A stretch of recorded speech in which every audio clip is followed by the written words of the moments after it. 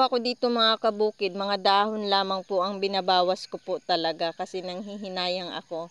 Gusto ko pa po siyang pakahuyin itong Madre de Agua. Parang nagpo-pruning ka lang din. Ayan. Para maglaki-laki siya. Bawas-bawasan lang natin ng kaunti. Hindi naman ako araw-araw nito nagpapakain pa kasi nga maliit pa lang yung Madre de Agua ko.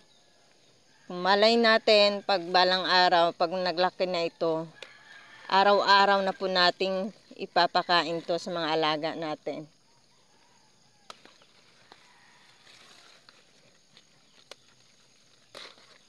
So, yan. Okay na po siguro. Okay na po siguro yan. Medyo nakakalbo na. Ito na yung nakukuha natin, no?